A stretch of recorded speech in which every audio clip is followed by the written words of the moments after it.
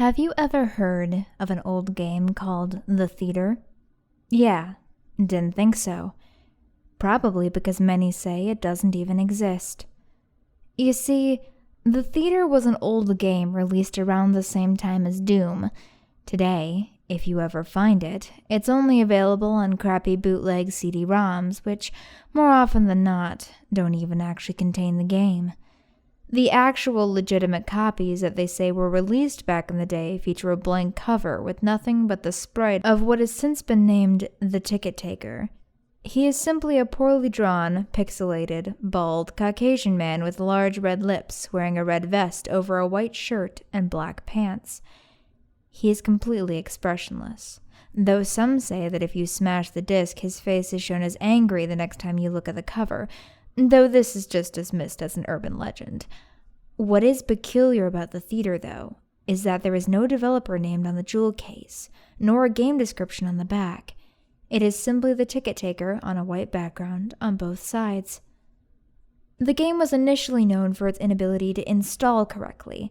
The installation process immediately locks up the computer when the user reaches the licensing agreement. Also strange about the licensing agreement for The Theater is that whenever the development studio is supposed to be named, the text is simply a blank line. Anyways, most people who have claimed to owning one of the original CDs say that they figured out how to install the game by simply rebooting their computer on the licensing agreement with the disc still inside. Then they are prompted to press I agree on startup. Then they complete the installation.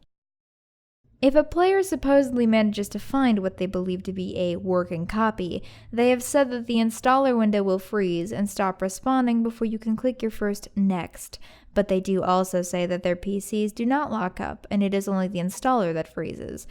It is unknown if these are actual copies or fakes, but it is widely thought that these working copies are just to draw internet attention with no proof of the installation effects.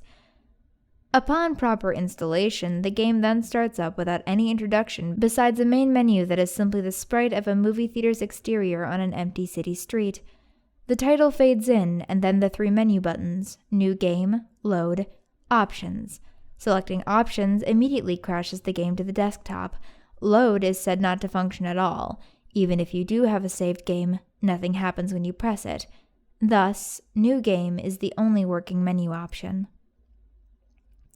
Once it is selected, you are in the first-person view. You are standing in an empty movie theater lobby, with the exception of the ticket taker standing in front of a dark hallway which one can only assume leads to the theaters themselves.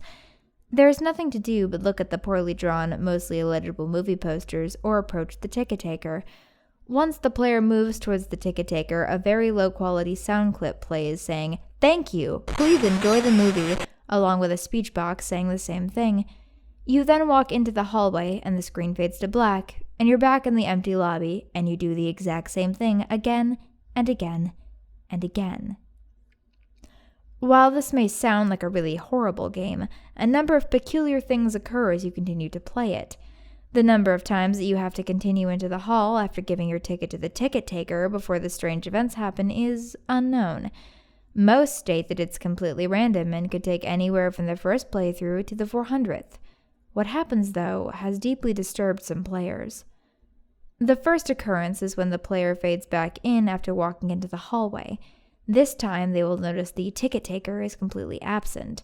The player then, without any other options, decides to walk into the dark hallway. The sound clip and text box mentioned previously still play in the absence of the ticket taker, but when the player walks into the hallways, the screen does not fade out. It goes pitch black as they walk deeper into the hall, but the player's footstep sound clip is still playing as they continue to push the up button on their keyboard. Those claiming to have played the original game report to have felt extremely uncomfortable walking down the hallway, anticipating the whole way something horrible happening. Well, eventually the player is unable to move forward. There is nothing for a few moments before a strange sprite that is described as the ticket taker but with a swirl for a face appears and stands before the player.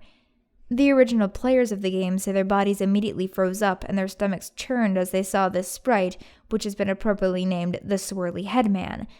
Nothing happens as the Swirly Head Man stands before them. Then suddenly a piercing screech plays as the game glitches out. This lasts for a few minutes with the screeching being continuous. Then the player is abruptly returned to the lobby with all the sounds and graphics being as they should be. The game continues normally for the next couple of cycles of entering the hallway, with a couple of the original players claiming the swirly-head man would briefly appear and disappear in the corner of the screen as a brisk yelp sound effect plays. Then, at some point after meeting the swirly-head man, the player sees the ticket taker pacing back and forth, though there is no walking animation. The sprite's limbs are completely static, so he just hops up and down slightly as a substitute, with his eyes being wide and his mouth open to simulate a worried facial expression. Some players note that the movie posters have been replaced with images of the swirly-head man, which cause them to immediately turn their character's head away from the posters and approach the ticket taker. Then another, different, low-quality sound clip plays, but the speech box contains nothing but corrupted characters that cause whatever text that would have been in the box to be completely illegible. Due to the extremely low quality of the sound, it is debated by players what exactly the ticket taker says at this point, though it is widely agreed that he says, "Never read the other levels." Then the screen fades out once again and returns the player back to their starting point in the lobby, but the ticket taker is gone, and the hallway is blocked by a large brick wall sprite. Touching the brick wall will immediately crash the game, and that's all there is to it. No one knows what the other levels are, or how to gain access to them, nor is it known why the swirly head man causes such acute fear in those who have seen him in the game. All the original copies of the theater have either been lost or destroyed.